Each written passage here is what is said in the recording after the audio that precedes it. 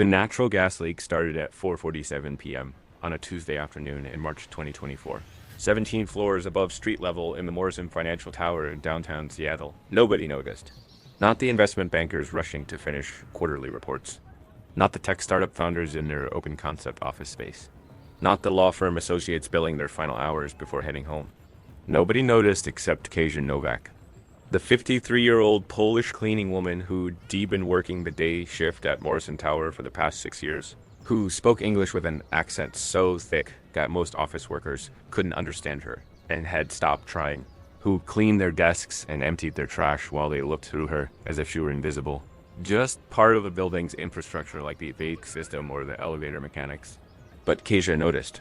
Because before she was a cleaning woman in the Seattle office tower, she'd spent 22 years as a chemical process technician at PK in Orland, one of Poland's largest petrochemical refineries, working with volatile compounds and toxic gases and knowing exactly what happened when safety protocols failed and things went catastrophically wrong. Kasia smelled the mercaptan first, that distinctive rotten egg odor that natural gas companies add to otherwise odorless methane so people can detect leaks before concentrations reach explosive levels. She was wiping down desks in the 17th floor offices of Cascade Capital Partners when the smell hit her nostrils. Faint but unmistakable, the chemical signature of natural gas escaping somewhere in the building's infrastructure. Her body reacted before her conscious mind fully processed the danger. 22 years of refinery training had burned certain responses into muscle memory. Gas leak detected equals immediate assessment, immediate action, immediate evacuation if concentrations are rising. Kasia set down her cleaning supplies and walked quickly toward the office manager's desk. Jennifer, something. Kasia had never learned her last name despite cleaning her workspace for 3 years. Jennifer was on the phone, laughing about weekend plans, not looking up as Kasia approached. "Excuse me, please," Kasia said, her Polish accent making the words come out roughly. "Excuse me, please." Jennifer held up one finger in the universal wait gesture, continuing her phone conversation. "Is emergency?" Kasia tried again, more urgently. "Gas leak. We must evacuate." Jennifer covered her phone's mouthpiece and looked at Kasia with obvious irritation. "Can this wait? I'm on a call." "No, it's danger," Kasia insisted. "Natural gas in building? I smell. Very dangerous. Must leave now." Jennifer's irritation deepened into something closer to contempt. "Look, I don't know what you think you smell, but we have a state-of-the-art HVA system that monitors air quality. If there was actually a gas leak, the alarms would be going off. Maybe you're smelling cleaning products or something. Just finish up and we'll deal with whatever you're worried about later." She went back to her phone call, dismissing Kasia entirely. Kasia stood there for a moment, frustration and fear warring in her chest. She'd lived this exact scenario before at the refinery in Płock, Poland. A technician had smelled a leak, reported it to a supervisor who dismissed the concern, insisted the monitoring systems would catch anything dangerous. 45 minutes later, the leak had reached explosive concentration in a single spark from a forklift. Engine had triggered a blast that killed 3 workers and injured 17 more. The monitoring systems had failed. The expensive safety equipment had malfunctioned. And the people who died had died because someone with expertise and experience had been ignored by someone who relied entirely on technology they didn't understand. Kasia walked away from Jennifer's desk and tried another approach. She found one of the younger office workers, a man in his 20s named something that sounded like Brad or Brett, explaining in her halting English that there was a gas leak and they needed to evacuate. Brad looked at her with obvious confusion, clearly struggling to understand her accent. "I'm sorry, what? Gas? Like, you need gas for your car or something?" No, Kasia tried desperately, searching for words in English that would convey urgency. "Natural gas. In building. Leaking. Very danger. Explosion possible." Brad's confusion turned to dismissive amusement. "Oh, you mean like the heating?" "Yeah. The building uses natural gas, but that's all professionally installed and monitored. You don't need to worry about it." He turned back to his computer, putting in earbuds, the conversation over. Kasia felt the familiar helplessness that had defined so much of her 6 years in America. The inability to communicate complex technical concepts in English when you spent your entire professional life learning technical terminology and polish. The way native English speakers looked at you when your accent was too thick. Their faces showing they'd already decided you were uneducated, unsophisticated. probably not very intelligent. In Polish, Kasia could explain the thermodynamics of gas compression, the molecular structure of various hydrocarbons, the precise safety protocols for handling volatile compounds. In Polish, she trained new technicians, written safety reports, consulted with engineers on process improvements. In Polish, she was an expert with 2 decades of specialized knowledge. In English, she was the cleaning lady whose accent made her nearly unintelligible, whose attempts to communicate were met with impatience or condescension, whose expertise was completely invisible because it was trapped behind a language barrier that most people weren't willing to work through. But the gas leak didn't care about language barriers or accents or who spoke English fluently. The leak was still happening, the concentration was still rising, and Kasia's nose and her 2 decades of experience told her they were approaching the point where any ignition source would trigger an explosion that could bring down half the building. She needed to find someone who would listen, someone who wouldn't dismiss her because of her accent, someone who understood that expertise didn't require perfect English pronunciation. Kasia remembered there was a building engineer's office on the ground floor. Maintenance staff, people who worked with their hands, people who might understand technical problems, even when explained in broken English with a heavy accent. She headed for the elevators, moving as quickly as she could without running and causing a panic. As she walked, she noticed the gas smell was stronger near the southern wall of the building, which suggested the leak was coming from a natural gas line that ran up through that section to supply the building's heating system. Security. This is Dale in engineering. We have confirmed natural gas leak on 17. Readings well into danger zone. Initiate emergency evacuation protocols immediately. I'm calling the fire department now. He switched to his cell phone, dialing 911, reporting the emergency while his handheld detector continued its urgent beeping. The numbers still climbing. 100 parts per million, 150, 200. Natural gas becomes explosive at around 5% concentration, which was 50,000 parts per million. They weren't at explosive levels yet, but they were approaching concentrations where the margin for safety was narrowing rapidly. Kasia watched Dale handle the emergency response with professional competence, but her mind was calculating timelines and danger zones. They needed to clear not just the 17th floor, but the entire building. Gas rises, which meant every floor above 17 was also potentially contaminated. And with 50-some floors and hundreds of office workers, a full building evacuation would take at least 15 to 20 minutes, even if everyone moved immediately. The building's fire alarm system finally activated, the piercing sound cutting through the usual office noise. Red strobe lights began flashing. The automated voice announced, "Attention, there's an emergency in the building. Please proceed to the nearest stairwell and evacuate immediately. Do not use elevators." Around them, office workers were standing up from their desks, some moving quickly toward the exits, others looking confused or annoyed, gathering their belongings slowly as if this might be a drill rather than a real emergency. "Leave everything, just go now," Dale was shouting, using his radio to coordinate with security staff on other floors. "This is not a drill. There's a gas leak. Everyone needs to evacuate immediately." Kasia saw Jennifer, the office manager who dismissed her warnings 20 minutes ago. Jennifer was carefully shutting down her computer, grabbing her purse, moving at a leisurely pace as if she had all the time in the world. The gas detector in Dale's hand suddenly jumped to 300 parts per million, the beeping becoming more insistent. They were running out of time. The Seattle Fire Department arrived 7 minutes after Dale's 911 call, which was exceptional response time, but still felt like an eternity. Firefighters in full protective gear, carrying advanced gas detection equipment and evacuation coordination tools, poured into the building. The incident. Commander immediately ordered a full building evacuation and established a perimeter around Morrison Tower. Firefighters began systematic floor-by-floor sweeps, ensuring every office and conference room and bathroom was cleared, moving people out faster than they'd been moving on their own. Additional detection equipment confirmed what Kasia knows and Dale's handheld unit had already told them. Natural gas concentrations on floors 15 through 20 were dangerously high, with the highest readings on 17 near the southern wall, where a corroded connection on the supply line had failed, allowing gas to escape into the building's ventilation system where it was being circulated throughout multiple floors. The building's automated detection system had indeed malfunctioned. A software update 3 weeks earlier had inadvertently disabled several key sensors. And nobody had noticed because the system's self-diagnostic checks were also part of the disabled function. The technology that building management had trusted absolutely had been operating in a degraded state for weeks. Blind to hazards it was supposed to catch. By the time Morrison Tower was fully evacuated, and the fire department had shut down the building's gas supply and established ventilation protocols to clear the contaminated air, 43 minutes had elapsed since Kasia first smelled the leak. The fire chief's assessment, delivered at a press conference later that evening, was blunt.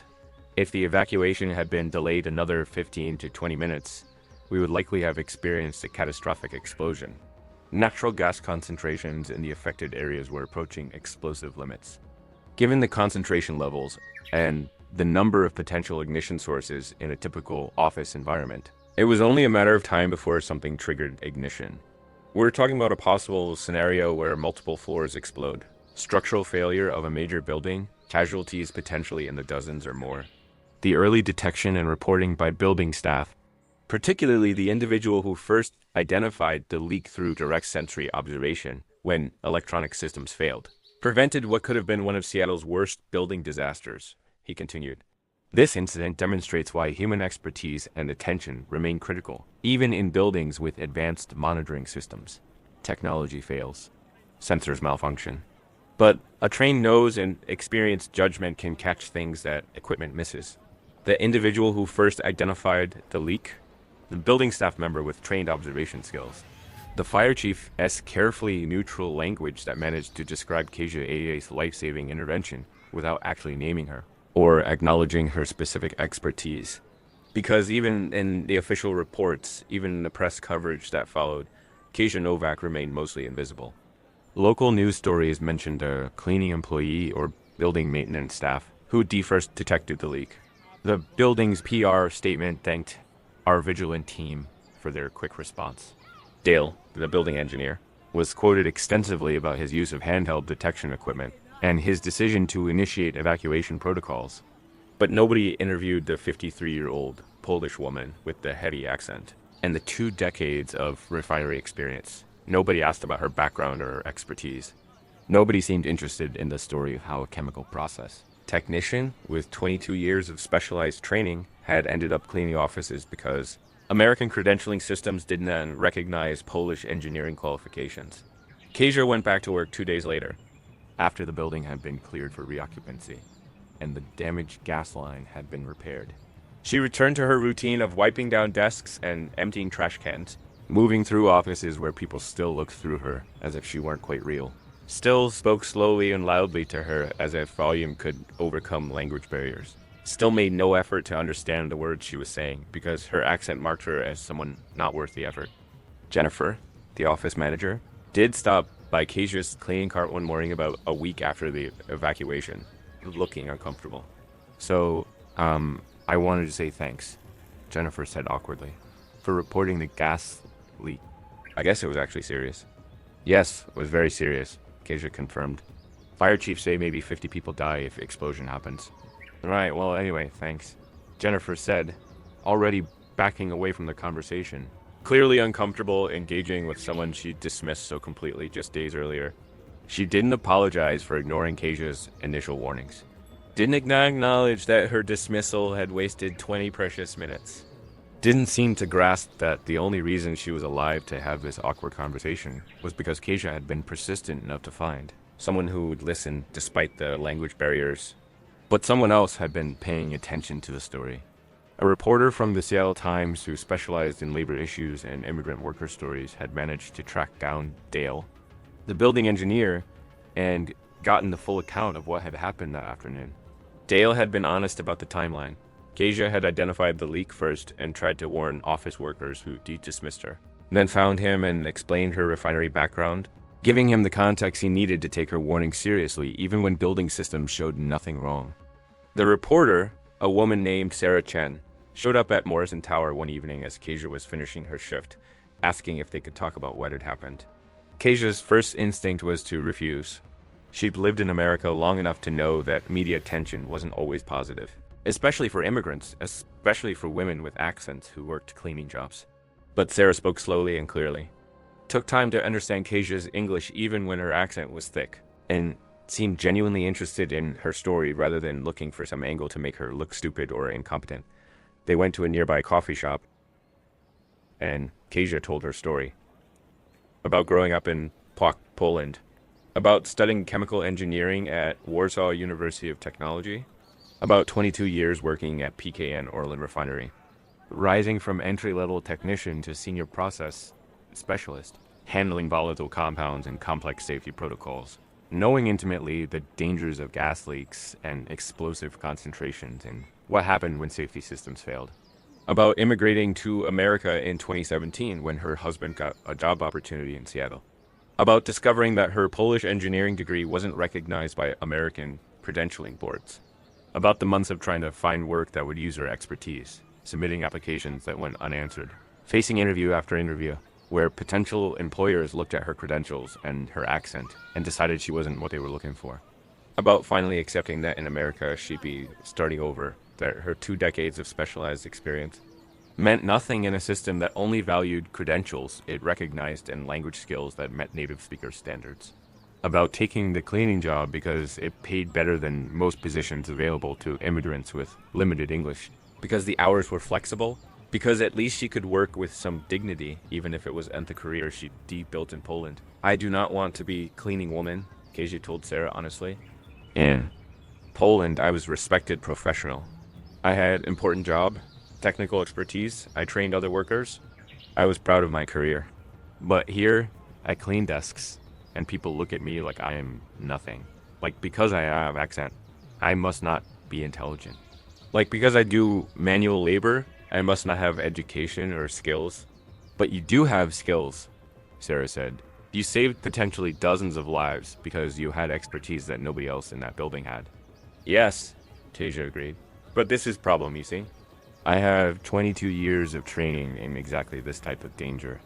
I know chemicals, I know gases, I know safety protocols. This knowledge, it does not disappear because I am in different country. It does not disappear because my English has accent. It does not disappear because now I clean offices instead of work in refinery. But people act like it disappeared. They think she's a cleaning woman, she cannot know complicated technical things. Sarah took detailed notes, asked thoughtful questions, clearly understanding that this story was about more than just one gas leak. It was about systemic issues with how America treated immigrant professionals, about the waste of human capital when people with expertise could unuse their skills because of credentialing barriers or language discrimination. The article Sarah published the following Sunday was titled "The Chemical Engineer Who Cleans Your Office: How America Wastes Immigrant Expertise." It told Kasia's story in full, from her career at the refinery to the gas leak to the broader issue of credential recognition for foreign-trained professionals.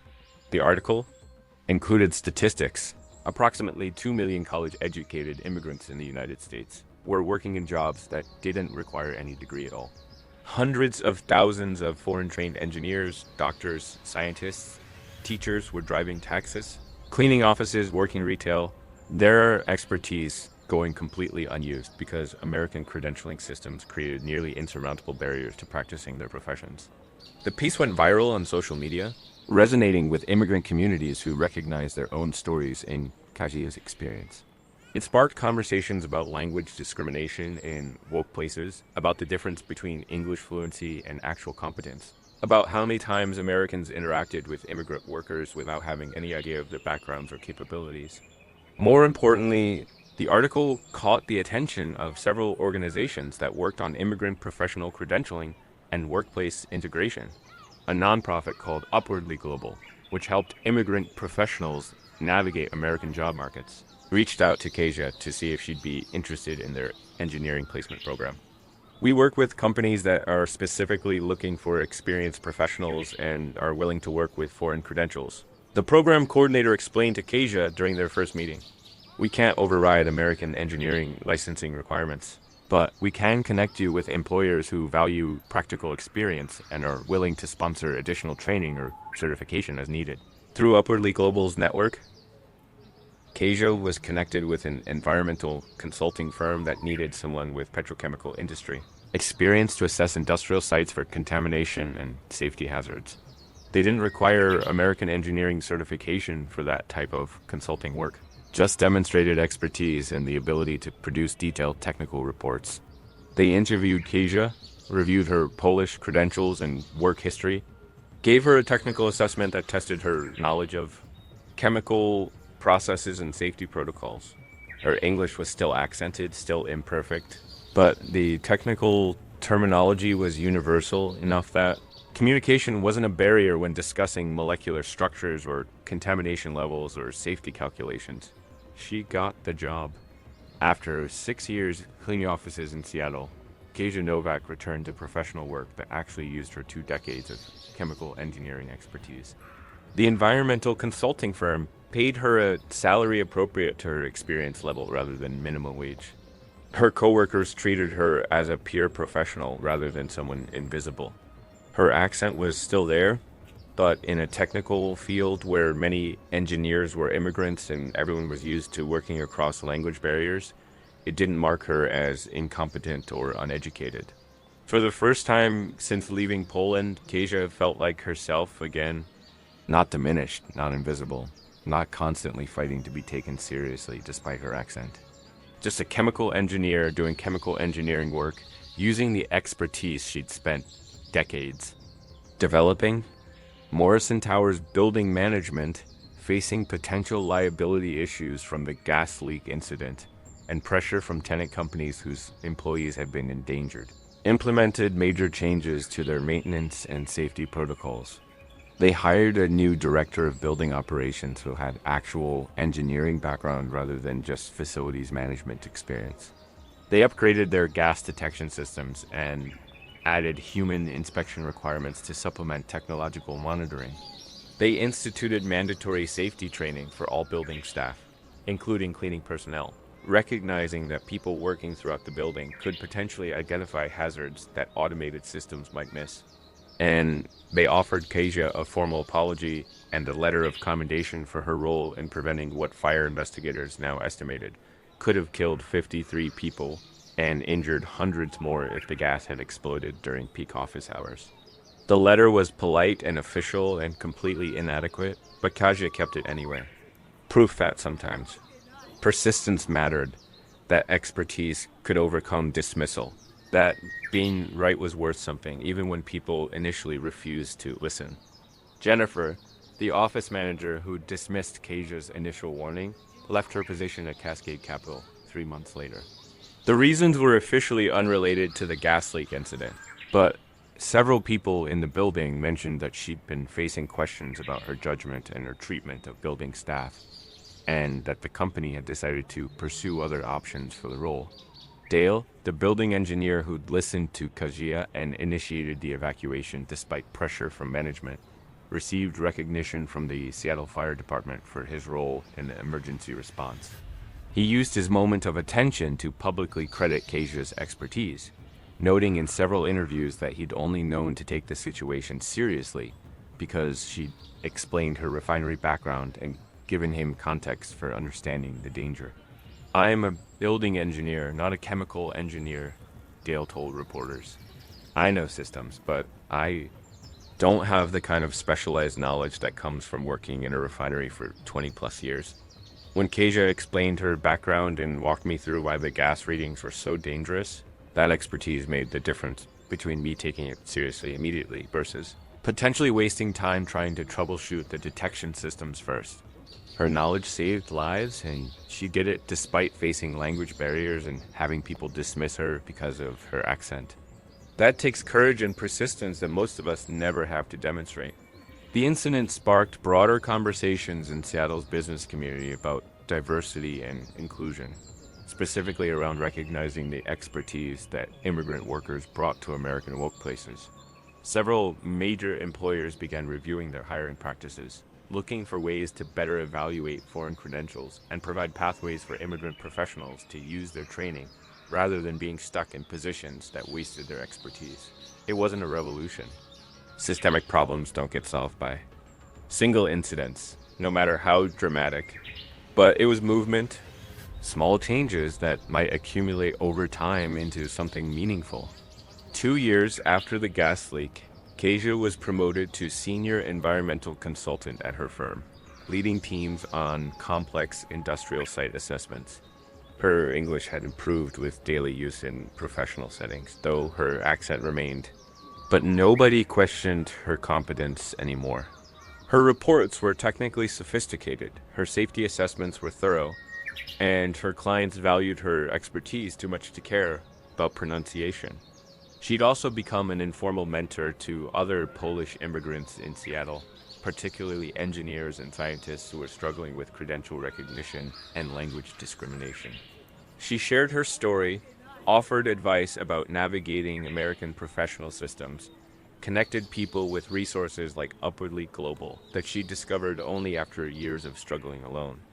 The hardest part is not losing yourself, Kasia would tell these newer immigrants.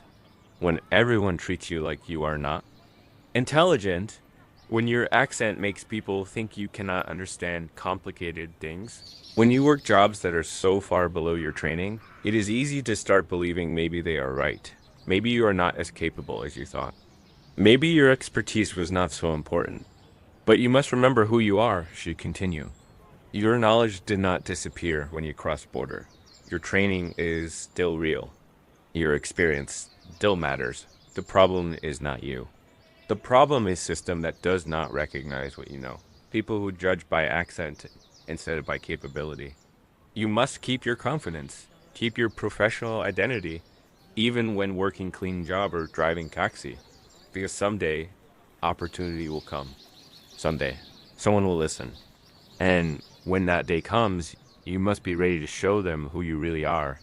Some of the immigrants she mentored went on to reclaim their professional careers.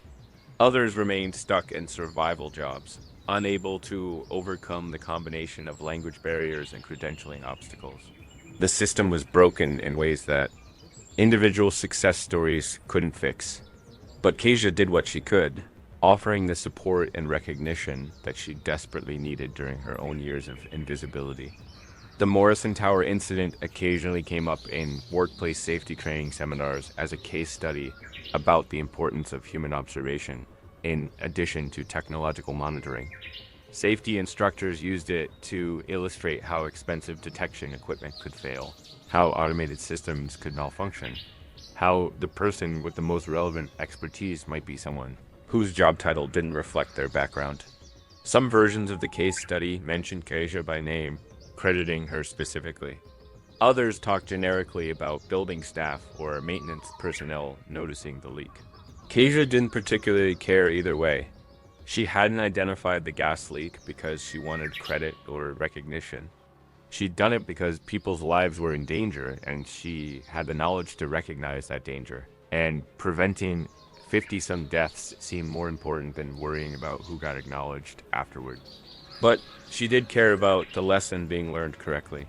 When safety instructors told the story as maintenance staff noticed a problem, they missed the point. The point wasn't that random employees might notice things.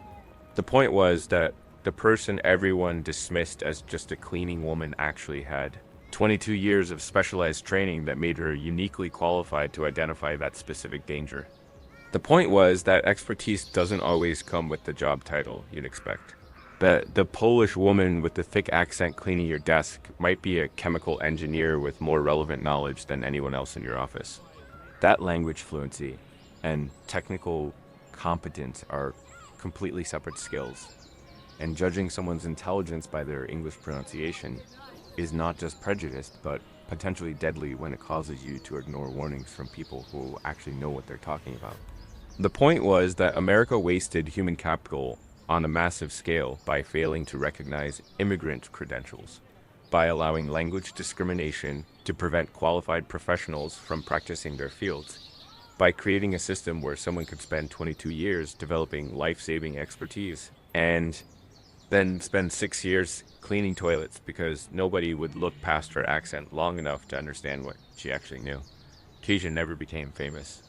Her story had its moment of viral attention, then faded from public consciousness the way all news stories eventually do. She didn't write a book or go on speaking tours or become a professional inspiration speaker. She just went back to doing her work, contributing her expertise in the way she'd always wanted to, helping assess industrial safety and prevent contamination and do the technical work she trained for back in Poland. Sometimes, when giving safety presentations at industrial sites, she'd mention the Morrison Tower incident. Not to talk about herself specifically, but to illustrate the point about how safety relies on human observation and expertise, how no monitoring system is perfect, how the person who notices a problem might be someone whose background you wouldn't expect. In my experience, Kasia would tell these audiences, her Polish accent still audible, but her technical English now fluent enough that communication was easy. The most dangerous moment is when people trust technology more than they trust human expertise.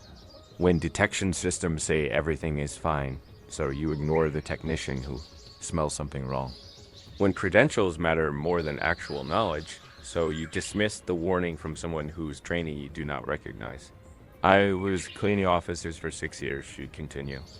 Every day, people walked past me, never knowing I had chemical engineering degree, never knowing I worked in refinery for 22 years, never knowing I could identify dangerous gas concentrations by smell better than their expensive monitoring equipment. They looked at accent, looked at cleaning cart, decided they knew everything about me. And because of that, they almost died. So my advice when doing safety work is this: listen to everyone. Do not assume that person in maintenance uniform knows nothing about technical systems. Do not assume that person with accent cannot understand complicated safety protocols. Do not assume that job title tells you everything about someone's expertise. Because sometimes the person who saves your life will be someone you thought was nobody important. Now, sitting here years later in my living room, telling you this story with my family and neighbors gathered around, I need to confess something I haven't mentioned yet. That office worker who tried to help Kasia but couldn't understand her accent well enough to grasp the urgency. That was me. Sam Castellano, working as a security consultant for one of the firms in Morrison Tower. So focused on my own work that I couldn't be bothered to really listen when someone with a thick accent was trying to tell me something important. I was the guy who said, "You don't need to worry about it," when Kasia tried to warn me about the gas leak, who dismissed her concern because I trusted that our building systems would catch any real problems, who couldn't imagine that the cleaning woman might actually know more about industrial safety than I did. I think about that moment a lot. How close I came to dying because I was too impatient to work through a language barrier. How easily I dismissed someone whose expertise could have saved my life earlier if I'd just taken 30 seconds to really listen instead of making assumptions based on her job and her accent. After the evacuation, after we all stood outside Morrison Tower watching firefighters work and understanding how close we'd come to catastrophe, I found Kasia in the crowd. She was standing apart from everyone else, still in her cleaning uniform, still invisible even though she just saved all our lives. I apologized, told her I should have listened, should have taken her warning seriously, should have recognized that someone trying that hard to communicate something clearly understood it was important, even if her English wasn't perfect. She just nodded, accepting the apology with a grace I probably didn't deserve. "Is okay," she said in that thick Polish accent I'd found so difficult to understand. You did not know. Most people, they do not know. They see cleaning woman, they hear accent, they think cannot be important. It's normal, but it wasn't okay, and it shouldn't be normal. I started taking Polish language classes after that, figuring if I lived in a city with a significant Polish immigrant population, maybe I should make some effort to bridge that communication gap from my side instead of expecting everyone to speak perfect English. Turned out Polish is a challenging language, full of consonant clusters and case endings that don't exist in English. Made me realize how impressive it was that Kasia functioned in English as well as she did, managing a second language while working full-time in a country that didn't particularly appreciate the effort. The language classes connected me with the Polish community in Seattle, and I started hearing more stories like Kasia's. Engineers driving for Uber, doctors working as medical assistants, teachers cleaning houses, all of them carrying expertise that America was wasting because our systems valued credentials over competence, English fluency over actual knowledge. I used some of my security consulting connections to help a few of them navigate the credentialing process. Connect with employers who were willing to look past accents and foreign degrees. Didn't solve the systemic problem, but helped a handful of people get back to using their training, which felt better than doing nothing. One of them was a civil engineer named Piotr, who designed bridges in Warsaw but was working construction in Seattle. After 18 months of navigating American licensing requirements with help from organizations like Upwardly Global, he got his professional engineering license and is now designing infrastructure projects for the city. He sends me a message every time one of his projects gets approved, thanking me for helping him get back to work he actually trained for. I tell him every time that he doesn't owe me thanks. That he did the hard work of maintaining his expertise through years of underemployment, of learning American codes and standards, of passing the licensing exams. I just opened a couple of doors that should never have been closed in the first place. But I think that's the real lesson here, isn't it? That so many doors are closed to people for reasons that have nothing to do with their actual capabilities. That we built systems that waste human potential on a truly staggering scale. And most of us don't even notice because the waste is hidden in job titles that don't match backgrounds and accents that we have decided mean someone is unintelligent. Kasia Novak saved 53 lives that day in Morrison Tower. Not 53 people who might have died, but 53 specific individuals whose names appear on the building's occupancy list for March 14th, 2024, who would have been on floors 15 through 20 when the gas concentration reached explosive levels and something triggered ignition. 53 people with families, friends, futures, all of whom continued existing because a Polish chemical engineer refused to let language barriers or job titles prevent her from doing what she knew needed to be done. And for 6 years before that day, every single one of those 53 people had walked past Kasia without seeing her, had heard her accent and decided she wasn't worth engaging with beyond basic pleasantries, had watched her clean their desks and never once wondered if there might be more to her story. I was one of those 53. And that knowledge sits with me uncomfortably. A constant reminder of my own prejudices and assumptions. Because here is what I've then learned through all of this. The most dangerous bias isn't dramatic prejudice or obvious discrimination. It's the casual, everyday dismissal of people based on surface characteristics. The impatience when someone's accent makes communication take longer. The assumption that someone in a service job couldn't possibly have specialized knowledge. The belief that if someone were really qualified for better work, they'd already be doing it. Those small dismissals accumulate into a society that wastes expertise on a massive scale. That leaves immigrant professionals invisible and underemployed, while simultaneously complaining about labor shortages in specialized fields. That values English pronunciation over actual competence, credentials over experience, job titles over capabilities, and sometimes those dismissals kill people.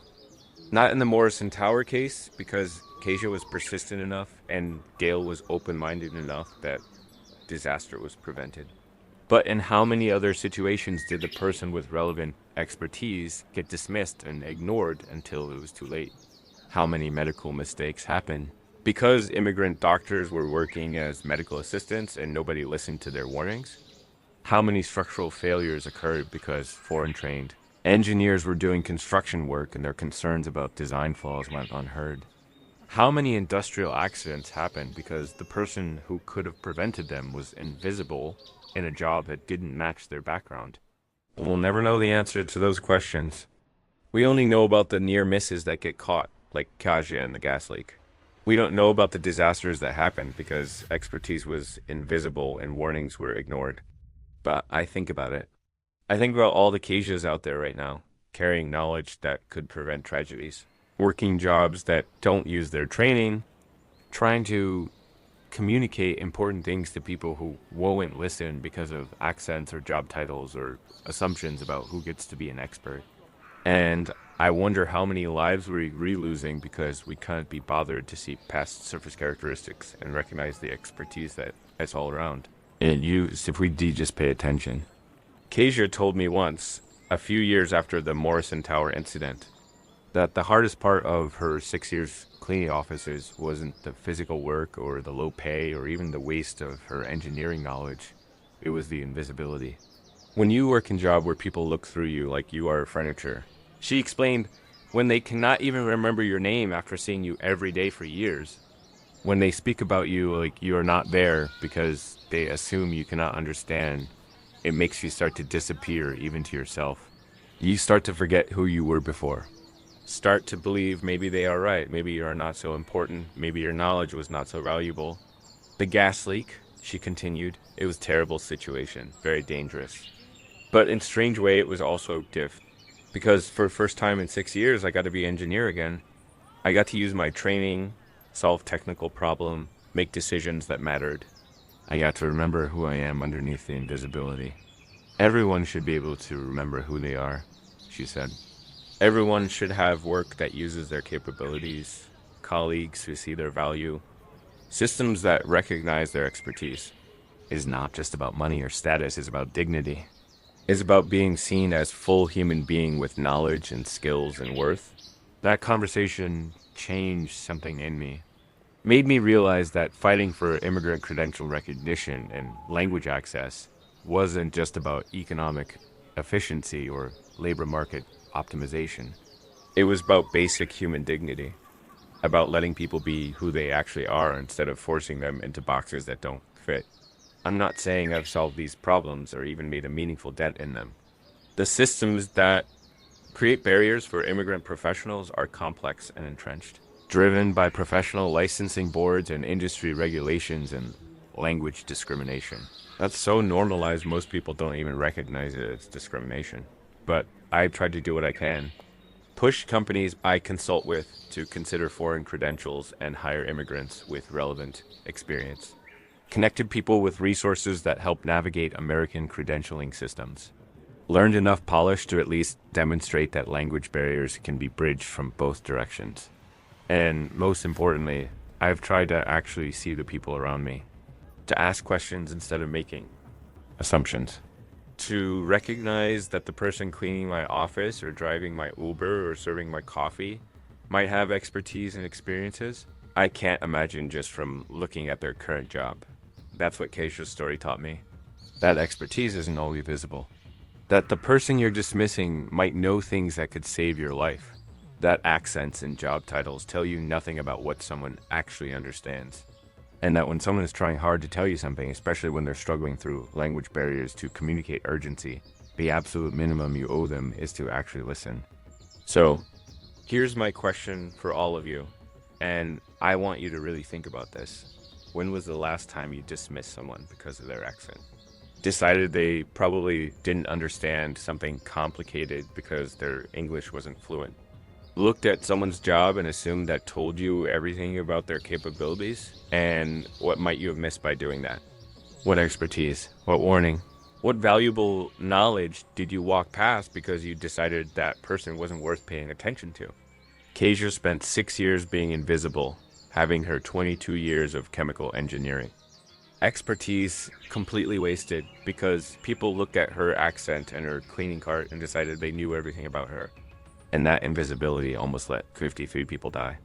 How many other people are invisible right now in your workplace, your neighborhood, your daily life? People carrying expertise you can't see because you're not looking past their job titles or their accents or your assumptions about who gets to be knowledgeable. Now, which team are you on?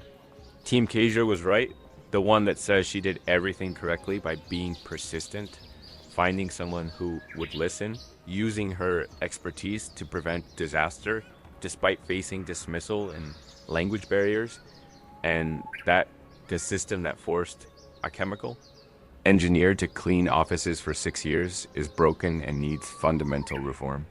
Or team system was working the one that says, while Kasia's expertise was valuable in this specific emergency. The credential recognition systems exist for good reasons. That expecting perfect English in professional settings isn't unreasonable. And that she should have worked harder to get American engineering certification if she wanted to use her training professionally. Think about it. Sit with that question.